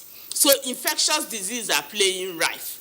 You suffer infectious disease from the unhygienic environment. You also have the COVID that is there all over the place, adding to what we have. And let me inform you, COVID is causing a lot of kidney disease. I have in our dialysis center dialyzed a good number of COVID patients who have come with kidney failure. In fact, I'm sure one patient is being dialyzed now as we speak. So just for us to understand, because probably such patients already have a background disease that was not picked. But because of this other overlying disease, COVID, it then unearthed it. So that is for the community. And then for the doctors, us professionals, I'll leave the nephrologists aside and talk about other doctors. Some doctors will hang on to patients, see a patient with hypertension, and you know that this patient with hypertension, one of the complications is likely to have is kidney disease. And you don't even do the simple tests to find out if the kidney function is okay. And when you do find out, you keep the patient on. It's unconscionable. You need to move the patient further to somebody who can help that patient, at least preserve the renal function for a while. Then for us nephrologists, we all know the long list of things we need to do to preserve the renal function, to restore what we have, and to substitute renal function when we need to, like Professor Aliu has alluded to and given. So outside kidney failure and all that, like I said before, there are other ranges of kidney disease that we help. If that patient with malformation in the urethra was helped, he would have been alive today. So there are lots of things, lots of ways we can help our patients. But I think that our government must do something to help these patients. The financial burden on any family is so much, is so huge, because dialysis in most centers costs like 35,000 per session. And you can imagine when you need 3 sessions per week to be alive. I've not talked about the other medications you are taking. I've not talked about the blood medication we need to give you, which is expensive, and is about 10 to 15,000 for one shot. In some cases, you have to take it 2 times or 3 times a week. By the time you finish calculating for a single patient with kidney disease per week, you may need up to 200,000 to be alive and be effective. So that is why we need our government to do something. We need to do something. We need to look into it. And kidney disease, I assure you, is rife. We are saying 20 million, it may well be much more than that because of where our country is situated, because of the heat. I know in the north, I'm sure Professor Aliu will talk better about what is happening in Hedera Basin. There's a lot of kidney disease there, or Hadija Basin or so. There's a lot of kidney disease going on there, and we know that it's related to the environment. All right, madam, that's a very, very, crucial explanation there that we got from you. As a matter of fact, you already put fears in some of us, who think we are living well. I don't know how many of us that go out there to check ourselves on monthly basis or thereabouts to see how our body is doing. But what you have done is just an expose of what is happening in the world of kidney. We're going to take a short break now. When we come back, we would also like to find out from you what you think government should do because of the cost of the treatment of kidney in Nigeria. We'll take a short break now. We'll be back very shortly. The counsel of our fathers. I will urge and advise our younger generation to use talent and brain to sort out problems, not arms. Nigerian youths, let's build our nation together.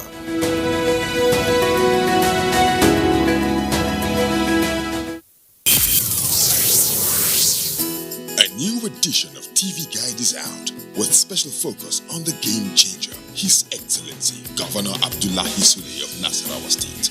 Broadcasting in the digital economy, Maxwell Lobo gives an insight. This edition also features Nancy Naji of AIT a name synonymous with business. Meet the NCDC boss, Dr. Chikwe Ihekweazu. TV Guide, your indispensable companion, also x-rays the relevance of social media in the modern society.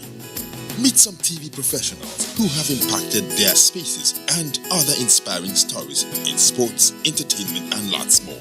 Grab a copy at the vendor near you or NTA stations nationwide. TV Guide, your indispensable companion.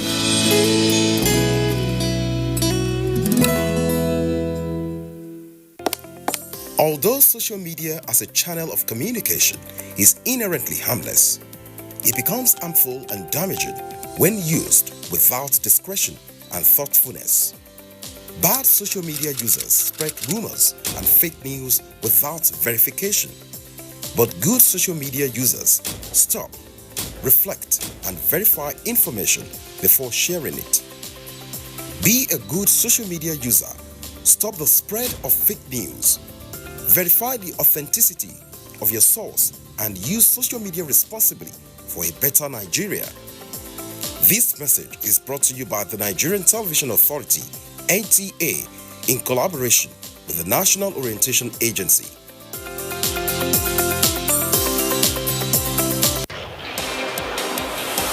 Chelsea look to continue their amazing run of 12 games unbeaten when they travel to Ellen Road. Will they succeed or will the streak come to an end?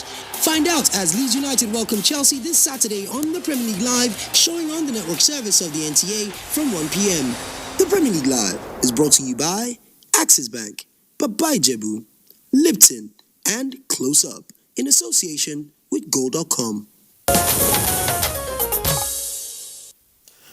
Welcome back. You're watching Good Morning Nigeria, and we're discussing today living with kidney disease against the background of the World Kidney Day, which is being marked today, and of course is the month of the World Kidney. Let's get to Professor Aliyu Abdu and then hear your perspective now on the issue of, rather an issue you raised much earlier. We have really areas like, you say, we have a blood bank, let me put it that way, and that is why blood is being stored for those who need it. And transplant is one critical and crucial aspect of the kidney treatment and management. That is when you reach stages 4 and 5. And then when the kidney becomes more or less compromised, and at 5, really, the transplant becomes so much of a thing to be done in order to, get the patient to survive. Now, transplant in Nigeria and managing kidney disease really is very costly. And when you talk about transplant, you're talking about a very heavy cost in this regard. How do we get this thing down to those who really can afford it in such a way that issues like that can be easily be accessible by Nigerians who have cases at stage 4 and 5?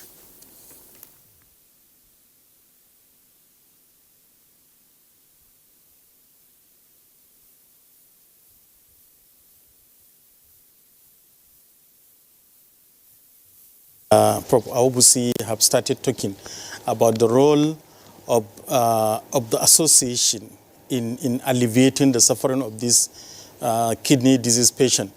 As an association, we do a lot, as Prof. Awubusi said, but one thing he forgot to mention that we simplified the matter with the government. We, as an association, sat down from various professional angles and look at a holistic approach to kidney disease management in Nigeria and produce a document which we call a renal care policy document, which we have submitted to the government over 2-3 years ago. We are still waiting for the government response on that. This is our contribution. Another contribution is that we made sure that within our own limit, we brought the best of quality care for patients with kidney disease. Every year, the association organizes conference where we invite experts in different parts of kidney management from Nigeria and abroad, different parts of the world, to come and discuss and then look at these issues. We brainwash and see how we can apply these quality care issues in terms of our own patient in our environment.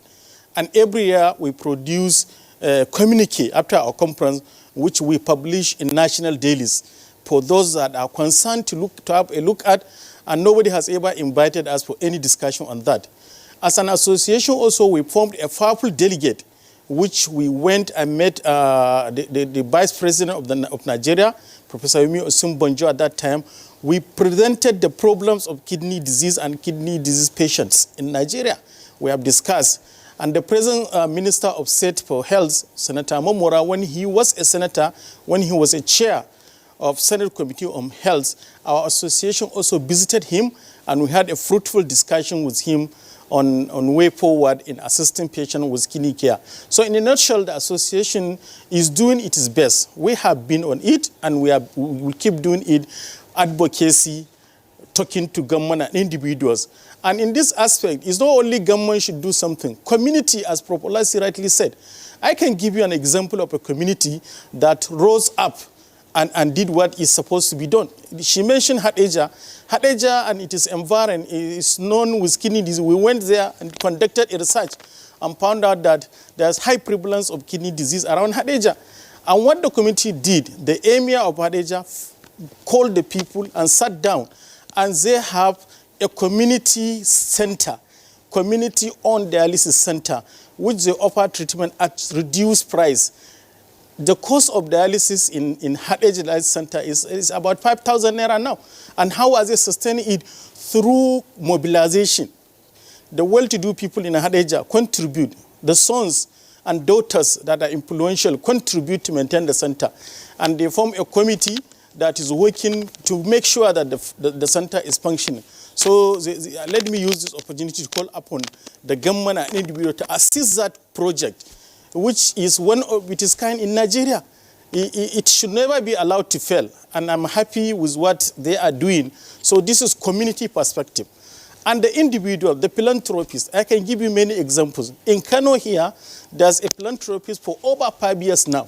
Every quarter of the year, he was doing it monthly, but every quarter of the year, he will purchase these dialysis consumables. These are the things that are making the treatment expensive, the consumables we use. It's not only the machine. The machine, you buy one, it lasts for several years. But the consumables that you used day in, day out to maintain the services are the ones that are costly, that are making the treatment costly. And this individual in Kano here is a very rich man. Every quarter of the year, buy these consumables and donate to us in our unit. All we need is to give him breakdown, to give him the how we utilize the previous supply, and he will now order a new supply. And whenever we use this supply from the assistance gotten from this individual, it reduces the price of dialysis to as low as 6,000-7,000 naira per session, which is affordable to some, even though it's still expensive, but is a bit affordable. So these are kind of things that you should look at. And recently, a group of individuals came together and formed a kidney foundation. And the philanthropists in Kano here donated up to 100 million to that foundation. What they do in the foundation is to look for indigent patients who cannot afford the treatment and offer assistance. So you can see the role is not only government, but the community have a role to play, and the individuals, the philanthropists, have a role to play. And this is what I want to tip in onward. And talking about kidney transplant, and we are very happy to say that in Nigeria, kidney transplant is available for patients that need it. It's available at both private hospital, 2 private hospitals or 3 private hospitals in Nigeria, 1 in Lagos, 2 in Abuja, and 2 or 3 public hospitals that are doing, including our own in Kano here. And we have been offering kidney transplant in Kano since 2002. There are challenges in offering this service in Nigeria. One of the challenges are the advanced laboratory investigations you need to do to make sure that the donor and the recipient are compatible. We call it tissue typing. It has been the stumbling block for the success of transplant in this country. But we thank God, in Nigeria now, there are 2-3 centers that are able to conduct this test, including our center in Kano. I will go to you through the corporate bodies. NNPC donated a lab for this test in our hospital in Kano. Now in Kano, we are able to do the tissue typing and cross-match tests. So you don't have to go abroad. So what I want to call on Nigerians is the COVID-19 has taught us lesson. No matter how rich you are, you may not be able to travel as when you want it with their sickness. All right, we appreciate Professor Ali Abdu there. Of course, we are gradually rounding off this edition of the program. I would like to also talk to other guests before we finally conclude the program. Ibrahim Kwefa, he talked about the capacity of Nigeria in terms of carrying out a successful kidney transplant in this country. I've also talked about the laboratory that is now available, makes it possible for you to be able to ensure that the donor and the patient, will be compatible before any surgery takes place. Now, talk about your professional, the professional that you have in Nigeria. Do we have sufficient nephrologists in Nigeria? We have quite a number of nephrologists in Nigeria, but we're about 180, or thereabout. 180. Some about 200 million population, but they are quite, if you compare African countries, we have the highest in Africa. The highest in Africa. So, but we still need more, and more have been trained. What is supposed to be the ratio? I don't know the ratio. That's not the ratio. There's no standard ratio actually, because no country has enough nephrologists in the world. Oh, right. No country. There's still UK, Europe, America, they still need more. So, but I'm just in African context. I don't know what the ratio, but we have about 180 thereabout. Well, there is the issue of water, water intake. Now there's a dry season, people take a lot of water. Yes. And the producer is asking, if water will be too much in the body system because of the way people take water. Because if last he talked about the need for people to take enough water to be able to flush the kidney. You see, the issue what we have discovered, most Nigerians we don't take water. We only take water when we eat, and a glass of water. It's not enough. For good maintenance, you need about 3 liters of water in a day. 3 liters of water. To take 3 liters of water in a day, that's it. Just maintain your body. 3 liters. So how many of us take 3 liters? Then talking about dry season, when it's hot and you are sweating, so you need to take more extra in a day to be healthy, to maintain the system. So water is essential for healthy metabolic needs of the body. So we don't take enough water, and we advocate, drink water, water please, water. That's advocacy. You take water. Water is cheap. It's available. Okay, really, Nigerians have been talking about this program this morning. I think it's better high time we get down to them through their tweets and then hear what they say. Kieran, are we ready for that? Oh yeah, let's go. Steve Bond, a good water drinking habit will help to protect the kidney. And then, Idris says regularly, medical checkup will help, but it doesn't mean expatiated really. Martin Dodo, take care of your kidney by eating health, stop smoking and drinking of alcohol, drink a lot of water, and exercise regularly. Suleiman Babagana is saying that the escalating rate of mortality due to kidney ailments should be of great concern to all, and preventive measures like controlling blood sugar, regular water intake, reduced salt intake, exercise, taking fruits should be promoted as a measure, and research to be carried out on it. Mike Ayakwo, kidneys regulate good body metabolism and wellness of individuals. World Kidney Day is great because it reminds us of the importance of this organ and every need to treasure and prevent it with utmost care. And then Festus Akim Boyo says kidney failure must be one of the leading causes of death in Nigeria. And my younger sister died from kidney disease 3 years ago after we've spent millions of naira on dialysis. Government at all levels must invest massively in treatments for kidney disease and kidney disease research. Jack Solomon, kidney disease usually progresses silently, often destroying most of the kidney function before causing any symptoms. Well, we have that from the professionals here. And Vladimir Jimofu said government should employ more experts to help masses get available treatment. Low Alpha C says kidney can be said to be one of the most important organs of the human body, so proper dieting is of utmost importance. Comrade Lingala, people should avoid taking unprescribed drugs and drink more water and equally eat local food. Mohammed Bello, rather Bello Mohammed, and Twitter handle Bello ME21446594 says discussions on this topic to properly advise the government on the need to provide effective care and management of patients living with kidney disease, and that's what we've been doing. Okay, Mutana Farouk, as we mark Kidney Day, there should be a deliberate aggressive sensitization about healthy practices that will promote and enhance the preventive measures. Dele Jackson once again said dialysis costs over 90,000 naira a week and over 360,000 monthly, apart from medications that help control the blood pressure. And also one session for dialysis costs 20,000 naira to 40,000 naira, where you do expect, why do you expect the common man that is working on the streets to get this money? Prevention is therefore key. Yes, time is not on our side actually, but I'd like to get Professor Olubenga to speak to this. Professor Ifeoma Olasi, talked about the risk of alternative medicine in the treatment of kidney disease. But in your opinion, be very brief about this. Does it mean that alternative medicine cannot be researched into and see whether it could be of help in terms of providing treatment for kidney disease in Nigeria, where we have a lot of trado medicine and other sources of local medication in the country? Thank you for that question. It's a very germane question, in that quite a number of Nigerians use herbs. They take alternative medicines.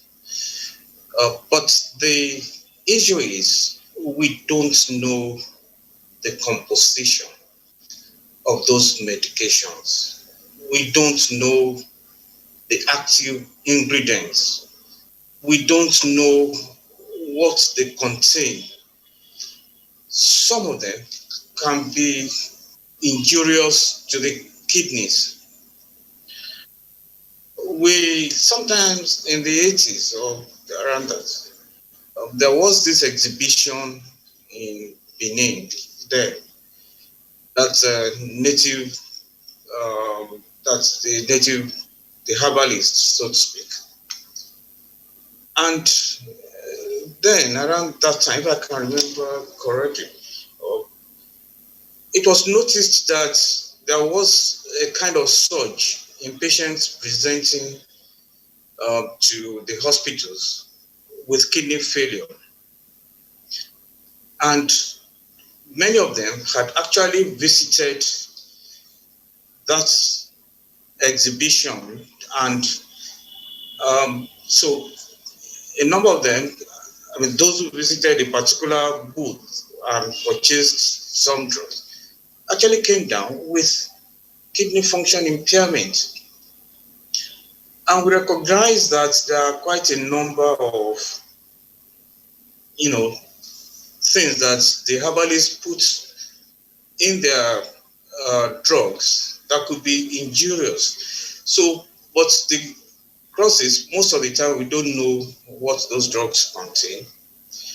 And we have seen cases of kidney failure coming from those drugs. Another example is the green water that a certain sect used, to drink. And at the end of the day, quite a number of the Olushos came down with kidney failure as a result of participating in some of the activities, especially drinking the green water then. I'm not too sure whether they use it, but it caused some degree of kidney failure. So we are not saying that herbs are absolutely ineffective. But what we are saying is, yes, you are giving these herbal medications to individuals to take. Why don't we look at the drugs in a systematic way? Well, Nadabo has made his point. Just the same thing Professor Olasi said. But in this country, people take a lot of things. Some take water from mango leaves. Some people drink water from bitter leaf water, right? And other forms of water intake that people do from leaves and plants as well. And what I was actually trying to find out from them is whether there could be a research into those locally made drugs to find out the content of drugs and how efficacious they can be in the treatment of kidney disease. Oh, well, I think that could be another topic for another day. We will look at that very well. And then at least at this point, I think we need to really thank our guests for being part of this program. This morning, we are running short of time.